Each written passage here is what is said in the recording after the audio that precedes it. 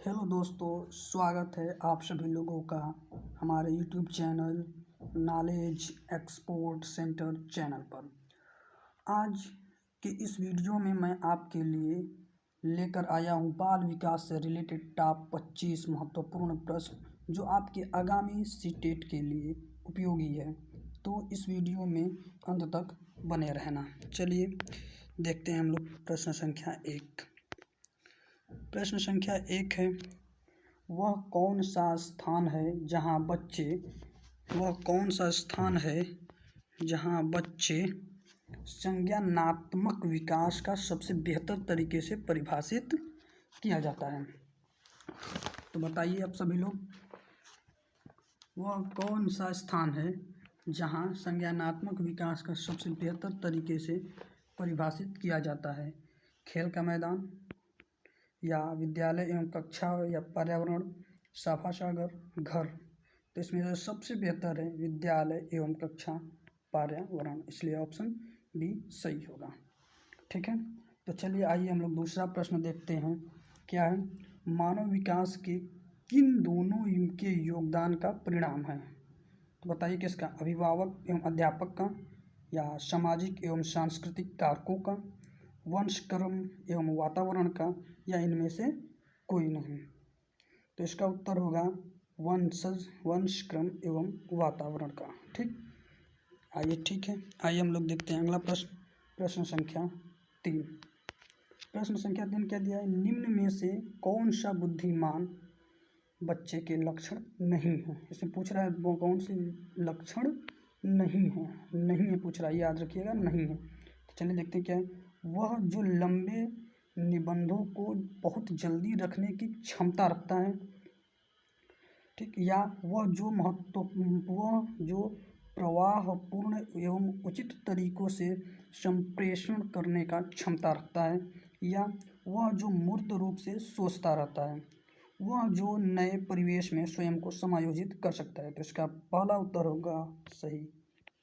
ठीक, वह जो लंबे निबंधों को बहुत जल्दी रखने की क्षमता रखता हो, बहुत जल्दी वो बता दे उसको। ठीक है, चलिए आइए देखते हैं अगला प्रश्न क्या है हम लोग का। अगला प्रश्न चौथा नंबर, बच्चे दुनिया के बारे में अपनी समाज का सृजन करते हैं, इसका श्रेय किसको जाता है? पियाजे को जाता है। किसको जाता है? पियाजे को जाता है। ठीक, चलिए हम लोग अगला प्रश्न देखते हैं कि अगला प्रश्न क्या दिया है। प्रश्न संख्या 5। परिवार एक साधन है, कैसा? अनौपचारिक शिक्षा का, औपचारिक शिक्षा का, दूरस्थ शिक्षा का, गैर औपचारिक शिक्षा का। चलिए बताइए कौन सा होगा सही इसका? तो औपचारिक शिक्षा का, इसका ऑप्शन होगा बी सही। ठीक है, अगला प्रश्न है, अवधारणाओं का विकास मुख्य रूप से किसका हिस्सा है? अवधारणाओं का विकास मुख्य रूप से किसका हिस्सा है? तो इसका उत्तर होगा बौद्धिक विकास से, क्योंकि अवधारणा बौद्धिक विकास से ही इसका मुख्य रूप से करता है विकास। ठीक है, बौद्धिक विकास, शारीरिक विकास क्या ये नहीं होगा। ठीक है, सामाजिक विकास से भी नहीं होगा, संवेगात्मक विकास भी नहीं होगा। ठीक है, तो चलिए हम लोग अगला प्रश्न देखते हैं। अगला प्रश्न दिया है, निम्न कक्षाओं में शिक्षण की खेल विधि आधारित है, किसकी? शिक्षण की खेल विधि आधारित है। तो बताइए किसमें होगा? शारीरिक शिक्षा कार्यक्रमों के सिद्धांत पर, शिक्षण की विधियों के सिद्धांत पर, विकास एवं वृद्धि के मनोवैज्ञानिक सिद्धांत पर, शिक्षण के सामाजिक सिद्धांतों पर। तो इसका उत्तर होगा सी। इसका सही उत्तर होगा सी, विकास एवं वृद्धि के मनोवैज्ञानिक सिद्धांत पर।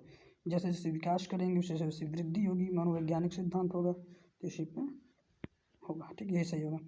अगला प्रश्न है, निम्न में से कौन सी पूर्व बाल्यावस्था की विशेषता नहीं है? निम्न में से कौन सी पूर्व बाल्यावस्था की विशेषता नहीं है? तो इसका उत्तर क्या होगा बताइए? दल या समूह में रहने की व्यवस्था, अनुकरण करने की अवस्था, प्रश्न करने की अवस्था, खेलने की अवस्था। पूछ रहा है कि पूर्व बाल्यावस्था की विशेषता नहीं है। पूर्व बाल्यावस्था, तो पूर्व बाल्यावस्था की अवस्था ये है, ये भी है, ये भी है और ये नहीं है, इसलिए उत्तर हमारा यही सही होगा, डी सही हो जाएगा। ठीक, चलिए अगला प्रश्न देखते हैं। अगला प्रश्न है, बच्चों की रुचि बनाए रखने के लिए आप कौन सी विधि का चयन करेंगे? ठीक है। बच्चों की रुचि बनाए रखने के लिए आप कौन सी विधि का चयन करेंगे? बच्चों को पढ़ा कर आने को कहेंगे और प्रश्न पूछेंगे, स्वयं गतिविधि करेंगे तथा बच्चों को बताएंगे, आप गतिविधि में बच्चों को शामिल करेंगे या बच्चों को स्वयं गतिविधि करने के लिए देंगे? तो बच्चों को स्वयं भी, जब भी बात करें स्वयं की, बच्चे जिद भी अपने से स्वयं से करेंगे तो उनका विकास अधिक होगा, इससे अधिक समझेंगे, तो यही उत्तर सही होगा। उसके बाद अगला प्रश्न देखते हैं, मूल्यांकन किया जाना चाहिए। किसका मूल्यांकन किया जाना चाहिए? मूल्यांकन से बच्चे पढ़ेंगे, इससे बच्चों की उपलब्धि का पता लगता है, या बच्चों को सीखने के स्तर का ज्ञान होता है, या शिक्षकों की उपलब्धि का पता लगता है। तो इसका उत्तर क्या होगा? बच्चों को सीखने के स्तर का ज्ञान होता है। ठीक है, बच्चों के सीखने के स्तर का ज्ञान होता है, इसलिए उत्तर इसका क्या हो गया? सी सही हो गया। ठीक है, चलिए अगला प्रश्न देखते हैं हम लोग क्या है। अगला प्रश्न दिया है, परामर्श का उद्देश्य। परामर्श का उद्देश्य, परामर्श का क्या उद्देश्य है? बच्चों को समझाना, यस, बच्चों को समझाना भी परामर्श कहलाता है। बच्चों की कमियों का कारण पता करना, यस, ये भी सही है, बच्चों की कमियों का कारण पता करना। तीसरा क्या है? बच्चे को समायोजन में सहायता प्रदान करना, यस, ये भी सही है, इसलिए प्रयुक्त सभी सही। इसका उत्तर क्या हो जाएगा? डी सही। ठीक है, अगला प्रश्न क्या है, शिक्षा मनोविज्ञान की दृष्टि से निम्न में से कौन सा कथन सत्य है? क्या बोल रहा है? शिक्षा मनोविज्ञान की दृष्टि से, किसके? मनोविज्ञान की दृष्टि से निम्न में से कौन सा कथन सत्य है पूछ रहा है, असत्य नहीं, सत्य पूछ रहा है। ठीक है, तो इसका उत्तर क्या होगा? बच्चे अपने ज्ञान का सृजन स्वयं करें। जब भी बात करें स्वयं की, तो यही हमेशा उत्तर सही होगा। स्वयं, जो भी बच्चे स्वयं करेंगे उनकी वृद्धि और विकास अत्यधिक होगी, तेजी से होगी। ठीक है, उसके बाद नीचे कहते हैं, विद्यालय में आने से पहले बच्चों की कोई पूर्व ज्ञान नहीं होता। नहीं, ऐसी बात कोई नहीं है, पूर्व ज्ञान होता है। ठीक है, अधिगम प्रक्रिया के बच्चों को कष्ट होता है, ये भी नहीं होगा, ये भी नहीं होगा, ऑप्शन सही होगा ए। ठीक, चलिए अगला प्रश्न देखते हैं हम लोग। अगला प्रश्न दिया है, बच्चों में नैतिकता की स्थापना के लिए सर्वोत्तम मार्ग है। नैतिकता की, किसकी? नैतिकता की स्थापना के लिए सर्वोत्तम मार्ग है, तो क्या मार्ग होगी? उन्हें धार्मिक पुस्तक पढ़ना चाहिए। नहीं भाई, धार्मिक पुस्तक पढ़ेंगे तो नहीं होगा, तो ये ऑप्शन गलत हो जाएगा। दूसरा क्या? शिक्षक का आदर्श रूप में व्यवहार करना, यस, ये सही होगा, ये सही होगा, ऑप्शन बी इज राइट, ये सही होगा। क्यों? शिक्षक का आदर्श रूप में व्यवहार करना ही नैतिकता की स्थापना है, बच्चों में नैतिकता की स्थापना होती है। ठीक है, अगला प्रश्न क्या है, शिक्षक एक विद्यार्थी के मध्य संबंध होना चाहिए। शिक्षक एवं विद्यार्थी के मध्य संबंध क्या होना चाहिए? ये सिंपल सी बात है, तो सबको मालूम होता है कि स्नेह का भी होना चाहिए, विश्वास भी होना चाहिए, बच्चे को विश्वास भी होना चाहिए और बच्चे के सम्मान भी दें, इसलिए उत्तर इसका ये सही हो जाएगा, ऑप्शन नंबर डी। अगला प्रश्न है, एक अच्छा अध्यापक विद्यार्थी के मध्य बढ़ावा देता है। एक अच्छा अध्यापक विद्यार्थी के मध्य बढ़ावा देता है किस चीज़ का? ठीक है, तो आइए देखते हैं, प्रतियोगिता की भावना को,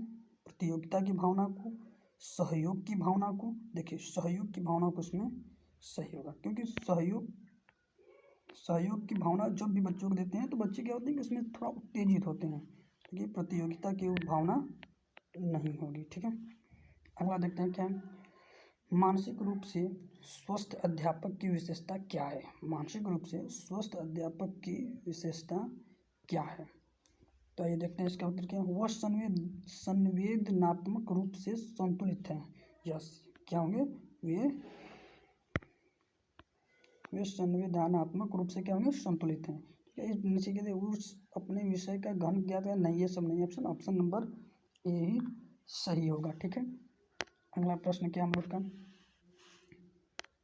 अगला प्रश्न है, शिक्षा की अति महत्वपूर्ण उद्देश्य है, मतलब अति महत्वपूर्ण उद्देश्य शिक्षा की क्या होगा? तो चलिए इसका देखते हैं, आजीविका कमाना।